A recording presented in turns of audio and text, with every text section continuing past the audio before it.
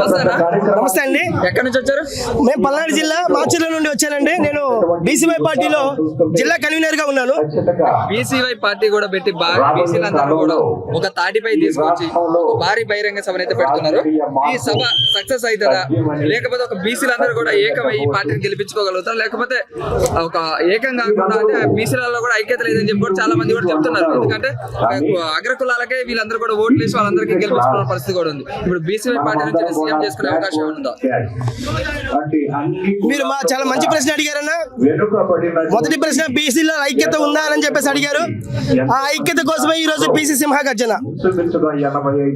ఈ రోజు రెండు పార్టీలు ఏవైతే ఉన్నాయో, తెలుగుదేశం పార్టీ, వైసీపీ పార్టీ, గతంలో కాంగ్రెస్ పార్టీ డబ్బులు ఇచ్చి, మందు ఇచ్చి, మభ్యపెట్టి, భయపెట్టి జనాన్ని సమీకరిస్తారు.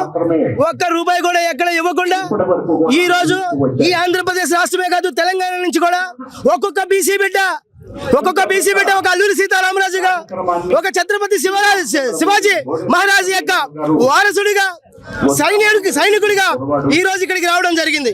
తమ సొంత డబ్బులతోటి బండ్లు ఏర్పాటు చేసుకొని, ఛార్జీలు ఏర్పాటు చేసుకొని, అలాగే అన్ని ఖర్చులు కూడా ఏర్పాటు చేసుకొని రావడం జరిగింది. ఇక్కడ బీసీలకు చైతన్యం వచ్చింది అని చెప్పేసి ఇక్కడికి వచ్చినటువంటి జనాలే ముఖ్యంగా. ఇంకొక అంశం ముఖ్యంగా చెప్తున్నాను. చరిత్ర పుటంలో ఒక్క సెంటెన్స్ లేనటువంటి కులాలు ఈ రోజు రాజ్యాన్ని వెళ్తున్నాయి. చరిత్ర పుటంలో గొప్ప చరిత్ర కలిగినటువంటి మూల వాసులమైనటువంటి 139 కులాల బీసీలం మేమందరం కూడా ఒకే వంశ వృక్షంగా, ఒకే చెట్టు బీజంగా తలపించేటువంటి మా యొక్క చరిత్రను, మా కులాల యొక్క చరిత్రను, మా మూలవాసుల యొక్క కష్టాన్ని, అలాగే మా కోసం మహాపురుషులు ఎవరైతే ఉన్నారో మహాత్మా జ్యోతిరావు పూలే, అలాగే ఛత్రపతి సాహు మహారాజ్, అలాగే ఛత్రపతి శివాజీ, నారాయణ గురు పేరు, ఇలాంటి అనేక మంది బీసీ మహానాయకుల యొక్క గొప్ప త్యాగపరమే ఈ బీసీల యొక్క చరిత్ర.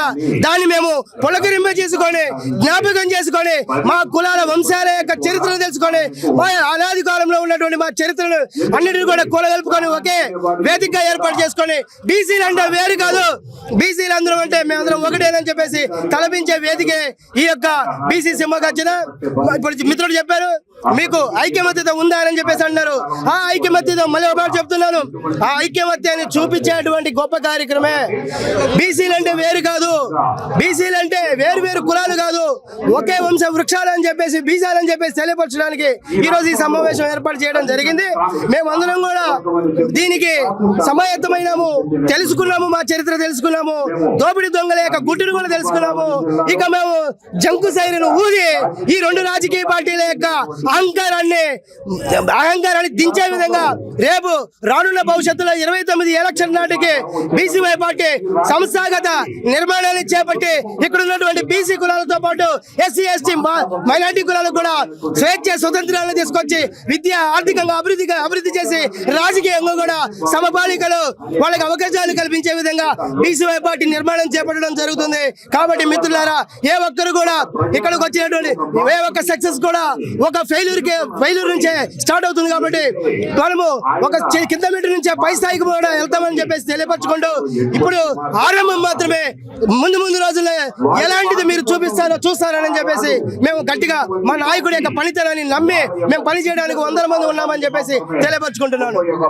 చెప్పండి, ఇప్పుడు మేమెంతో నినాదంతో మీరు రావడం జరిగింది, ఎంతమంది సక్సెస్ అయ్యే అవకాశం ఉంది? ఇది ఖచ్చితంగా ఈ కోట ప్రభుత్వం చేస్తున్న అరాచకాలను దృష్టిలో పెట్టుకుని ఈ రోజు ఇంత జనసంచారం బీసీ ఎస్టీ మైనారిటీ ఇంతమంది ఇక్కడ రావడం అనేది రానున్న రోజుల్లో 29 ఎలక్షన్లో ఖచ్చితంగా మార్పు వస్తుందని ఖచ్చితంగా మేము నమ్ముతా ఉన్నాం. ఇప్పుడున్న ఈ రాష్ట్రంలో ఉన్న 3 ప్రధాన పార్టీలు కూడా బీసీలకు అంత ప్రాధాన్యత ఇవ్వడం లేదు. అసలు బడ్జెట్ విషయంలో కూడా జనాభా దామాషిక ప్రకారం బీసీలు, ఎస్సీలు, ఎస్టీలు వీళ్ళు ఎక్కువ ఉన్నా కూడా అంత ప్రాధాన్యత అయితే ఇవ్వడం లేదు. దానిపై మీ అభిప్రాయం అన్న? రిజర్వేషన్ అనేది పెంచకపోగా, మీరు అన్నట్టుగా రిజర్వేషన్ పెంచకపోగా వీళ్ళు ఏం చేస్తున్నారంటే అదర్ కులాలను తీసుకొచ్చి మళ్ళీ బీసీలో కలుపుతున్నారు. అంటే రూపాయిని ఇచ్చి 10 మంది పంచుకోమనే పరిస్థితికి ఏర్పడింది. ఇంకా రానున్న రోజుల్లో బీసీలు కూడా రిజర్వేషన్ మొత్తం మొత్తం పోయినా కూడా ఆశ్చర్యపోవడం అవసరం లేదు. ఎందుకంటే అనేక రకాల కులాలను తీసుకొచ్చి ఓసీలు తీసుకొచ్చి బీసీలో కలిపేసి బీసీలకు వచ్చిన రిజర్వేషన్ పర్సంటేజ్ని మీరు పంచుకోండి అంటే అది ఎంతవరకు సమంజసం? ఒక మనిషి తినే తిండిని 10 మంది పంచితే ఎవరికి కడుపు నిండదు కదా. ఇప్పుడు పర్సంటేజ్ అనేది ఒక డబ్బులోనే కాదు. ఈ నిరుద్యోగులు ఉన్నారు, పిల్లలు ఎవరికి కూడా బీసీలు ఎవరికి కూడా ఉద్యోగాలు లేవు, ఓసీలకి లేవు, అదేవిధంగా బీసీలకి లేవు. వాళ్ళ బంధువర్గాలకు మాత్రం పెద్ద స్థానంలో పెద్ద ఎత్తున ఈ ఏ చిన్న జాబు అంగన్వాడీ పోస్ట్ కాడి నుండి ఐఏఎస్ పోస్ట్ వరకు కూడా వాళ్ళ బంధువర్గాలకే వాళ్ళు ఇచ్చుకునే పరిస్థితికి దిగజారిపోయి ఉన్నారు. ఈ రోజు ఈ రాజకీయాలు అంత దరిద్రంగా తయారైనాయి. ఈ బీసీ ఓటు సమీకరణ జరిగేది మీ ప్రయత్నాలు అన్న, బీసీ ఓటు సమీకరణ అంటే ఏమీ లేదు. బీసీలో ఇప్పటికే భారీ ఎత్తున చైతన్యం వచ్చేసి ఉంది, తెలుసుకుంటా ఉన్నారు. మొన్న ఎలక్షన్లో తప్పు చేసామని వాళ్ళే బాధపడుతున్నారు. ఈ చంద్రబాబు నాయుడు గారి మీద కేసు పెట్టారు, కేసును చూసి సింపతిపరిచేసింది అని అనుకుంటున్నారు. మన చంద్రబాబు నాయుడు గారిని అనేక మార్లు తిట్టాడు ఈ పవన్ కళ్యాణ్ గారు. తిట్టి కూడా ఆయన ఏదో మంచి చేస్తాడు అనుకున్నారు. మళ్ళీ ఆయన వెళ్ళి ఆ కూటమి ప్రభుత్వం కింద ఏకమయ్యి ఈరోజు మళ్ళీ వాళ్ళ కొమ్మగా పరిస్థితి ఏర్పడింది. బీసీలకి మంచి జరగాలన్నా, ఎస్సీలకు మంచి జరగాలన్నా, ఎస్టీలకు మంచి జరగాలన్నా, మైనార్టీలకి బడుగు 15 వర్గాలకు మంచి జరగాలంటే ఖచ్చితంగా రామచంద్ర యాదవ్ గారు వచ్చి తీరాలి.